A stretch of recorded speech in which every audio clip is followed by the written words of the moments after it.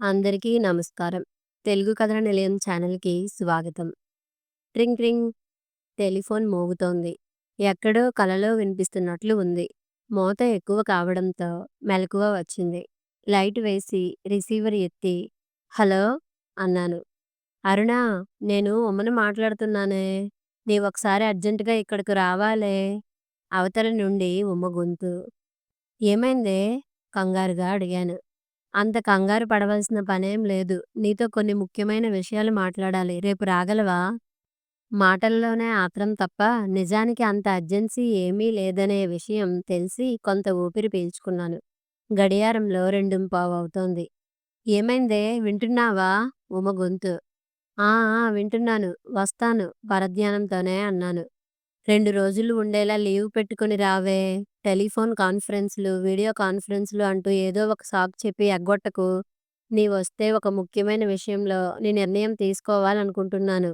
తన ధోరణిలోనే చెప్పుకుపోతోంది. 2 రోజులంటే లీవ్ దొరకడం కష్టమే. అయినా ట్రై చేస్తాను. నా మాటలకు హర్ట్ అయినట్లుగా ఫీలయిందేమో.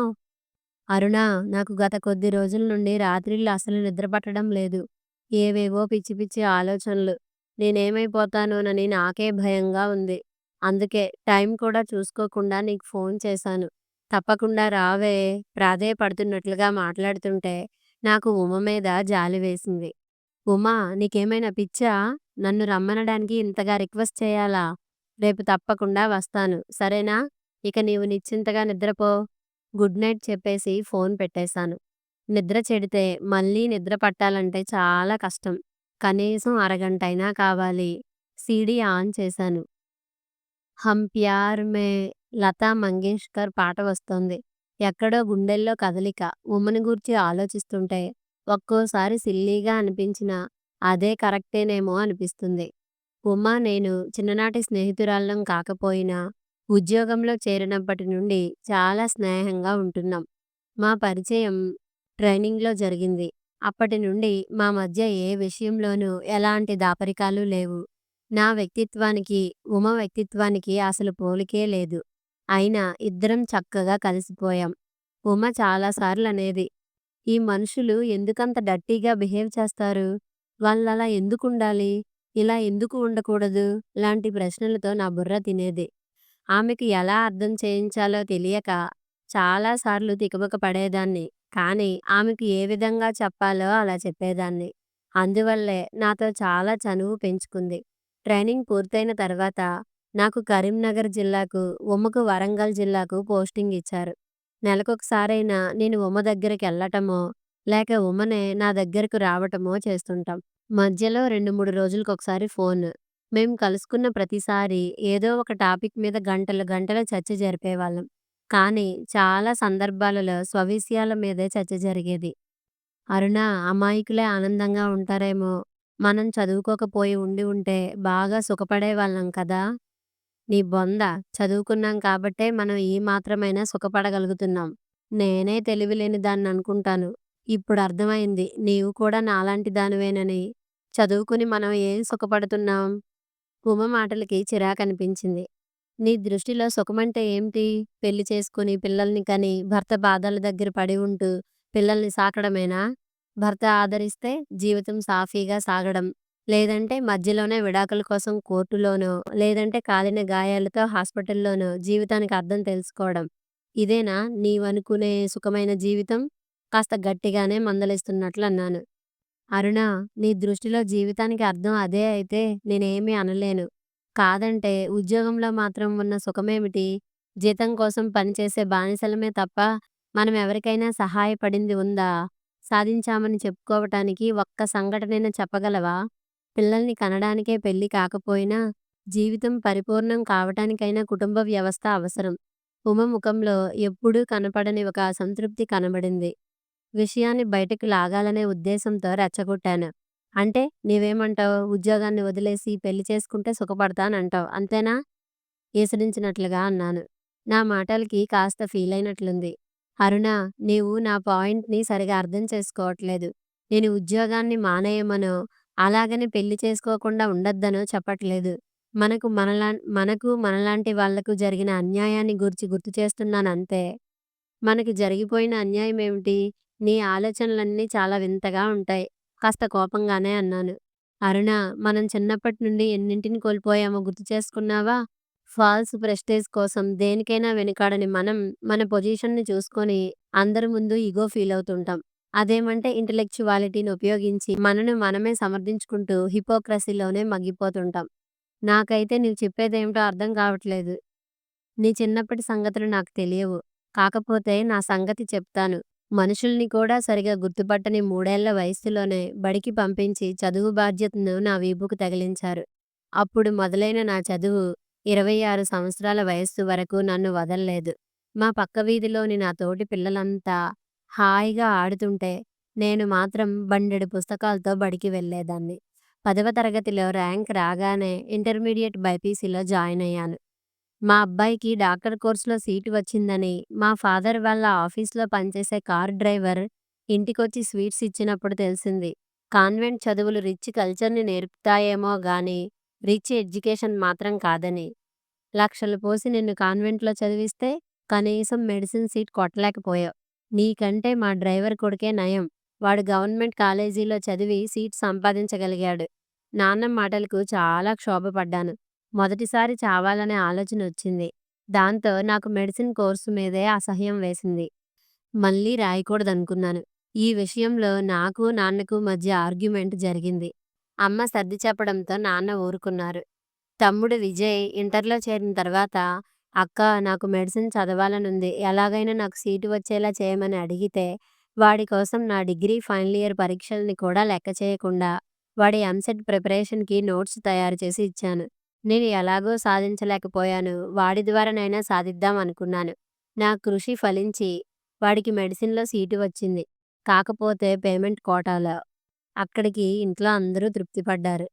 ఎంతైనా కొడుకు కొడుకే, కూతురు కూతురే. కొడుకుగా వాడు నా పేరు నిలబెట్టాడు. పేమెంట్ కోటానో ఏదో ఒకటి ఉన్నది.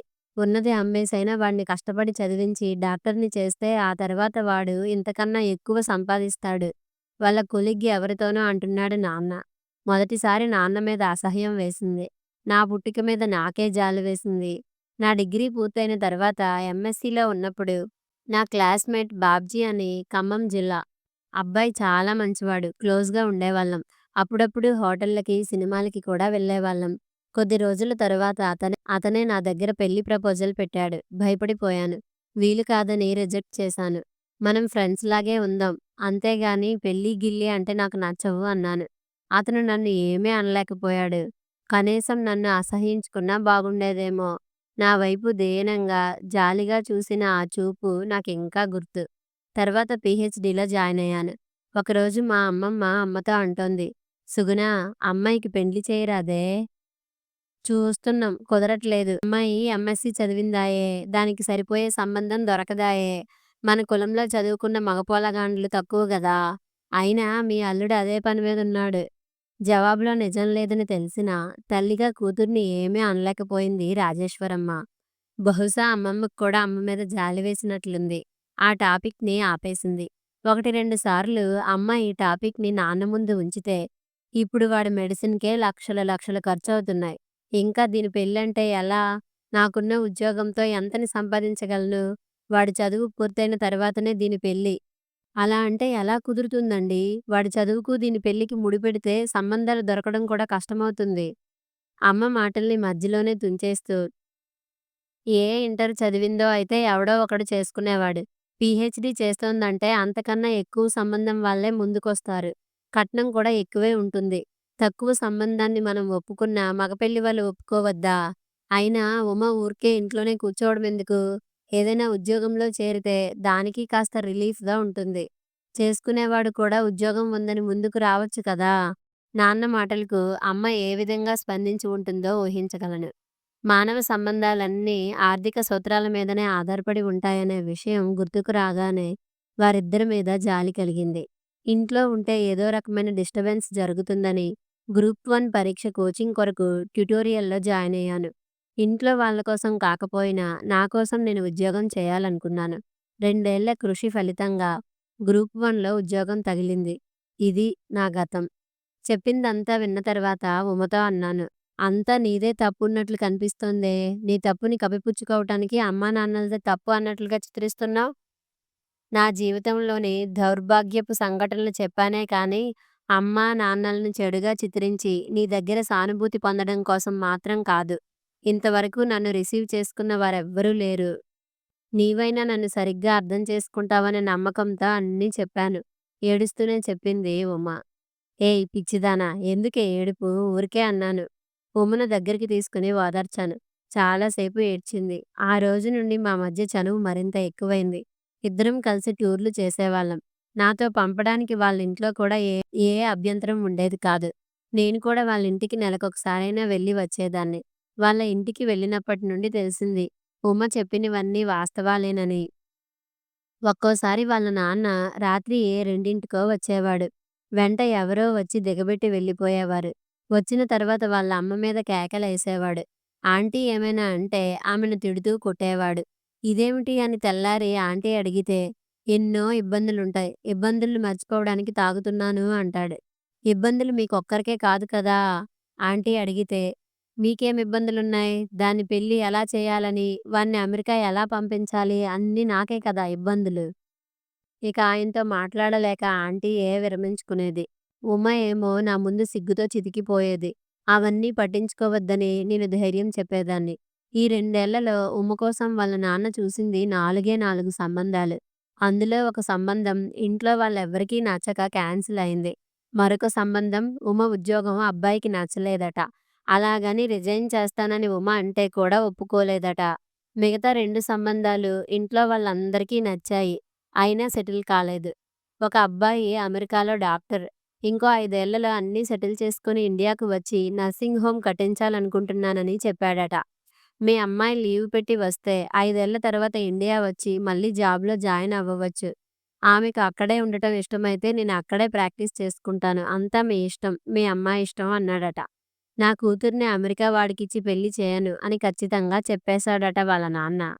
ఇంకొక సంబంధం కూడా అందరికీ నచ్చినా మరో విధంగా క్యాన్సిల్ అయింది. అబ్బాయి ఢిల్లీలో సాఫ్ట్‌వేర్ ఇంజినీర్. వాళ్ళది కరీంనగర్‌కి దగ్గరలోనే ఏదో ఊరు. అమ్మా నాన్నలంతా కరీంనగర్‌లోనే ఉంటున్నారట. పేరు సుధీర్ కుమార్. అందరికీ నచ్చటమే కాకుండా మాట ముచ్చట వరకు వెళ్ళింది. మంచి రోజులు లేవని చెప్తే నెల రోజుల తర్వాత మాట్లాడుకుందామని వాయిదా వేశారు. అబ్బాయి ఉమతో మాటల సందర్భంలో 2 నెలల్లో అతనికి హైదరాబాద్ ట్రాన్స్‌ఫర్ అవుతుందన్నాడని, అమ్మమ్మ వాళ్ళకి దూరపు బంధువుల అబ్బాయని, చాలా మంచివాడన్నదని నాకు ఫోన్‌లో చెప్పింది. 4, 5 రోజుల తర్వాత తనే మళ్ళీ ఫోన్ చేసింది. సుధీర్‌కు నేను నచ్చలేదటనే అని ఏడుస్తూ చెప్పింది. ఈ విషయాన్ని నీతో ఎవరన్నారు? చాలా కూల్‌గానే అడిగాను. పెళ్లి చూపుల్లో నీ బిహేవియర్ అస్సలే నచ్చలేదని ఆ అబ్బాయి అన్నాడు. నీకెన్ని సార్లు చెప్పినా ఏం లాభం? నీ పద్ధతి నీదే అని కూడా కసురుకున్నారు నాన్న ఏడుస్తూనే అంది. ఏడవడం ఎందుకే? నచ్చడం నచ్చకపోవడం వ్యక్తిగత విషయం. దానికోసం బాధపడే పనేంటి? ఓదారుస్తున్నట్లుగా చెప్పాను. నచ్చలేదనే నా మొహం మీద చెప్పినా నేను బాధపడేదాన్ని కాదే. కానీ నా కన్న తండ్రి నాతో నీవు ఆ అబ్బాయికి నచ్చలేదని అనడం, అప్పటికి నేను ఆ విషయాన్ని సీరియస్‌గా తీసుకోలేదు. 2 రోజుల తర్వాత ఢిల్లీ నుండి సుధీర్ మా ఆఫీస్‌కు ఫోన్ చేసి, పెళ్లి చూపుల్లో నేను నచ్చానని చెప్పావు. మీ నాన్నతో అబ్బాయి నాకు నచ్చలేదు అన్నావట. ఉమా, మీ వ్యక్తిత్వం ఏమిటో మిమ్మల్ని ఎంతో గొప్పగా ఊహించుకున్నాను. మీరు నాతోనే డైరెక్ట్‌గా చెప్పి ఉంటే చాలా స్పోర్టివ్‌గా తీసుకునేవాణ్ణి. ఫ్రెండ్స్‌లా మిగిలిపోయేవాళ్ళం. Anyway thanks for your compliments. నా సమాధానం కోసం చూడకుండా ఫోన్ పెట్టేశాడు. అరుణ, నాకైతే ఆ క్షణంలో బ్రెయిన్ హెమరేజ్ అయి చచ్చిపోయినా బాగుండుననిపించింది. గొంతులోని జేర స్పష్టంగా గుర్తించగలుగుతున్నాను. ఉమను వాదార్చటానికి తెల్లవారే వరంగల్ వెళ్ళి వచ్చాను. వచ్చేటప్పుడు సుధీర్ అడ్రస్, ఫోన్ నెంబర్ తీసుకున్నాను. మళ్ళీ వారమైనా కాకముందే ఈ ఫోను. వరంగల్ చేరేసరికి రాత్రి 10 అయింది. బెడ్రూమ్‌లో మంచం మీద నిర్లిప్తంగా పడుకుని ఉంది ఉమ. నన్ను చూడగానే లేచి వచ్చి గట్టిగా పట్టుకుని ఏడ్చింది. అన్ని విషయాలు రేపు మాట్లాడుకుందాం పడుకోమని చెప్పాను. ఉదయం 10 గంటలకు రామప్పకు చేరుకున్నాం. మధ్యాహ్నం వరకు తిరిగి చాలా ఎంజాయ్ చేశాం. అదే విషయాన్ని ఉమతో అన్నాను. ఏమిటి నీతో ముఖ్యమైన విషయం మాట్లాడాలని పిలిపిస్తే ఎంజాయ్ బింజాయ్ అని మాట్లాడతావు? ఓకే. అర్జెంట్‌గా నీకు కరీంనగర్ జిల్లాకు ట్రాన్స్‌ఫర్ కావాలంటావు. లేదంటే ఉద్యోగానికే రిజైన్ చేస్తానంటావు. అంతే కదా! నీ అంత బుద్ధి తక్కువది మరొకరు ఉండరు. ఉన్న ఉద్యోగం వదిలేసుకోవడం అంటే కొంతకాలం సెలవు పెట్టుకోవడం బెటర్ కదా!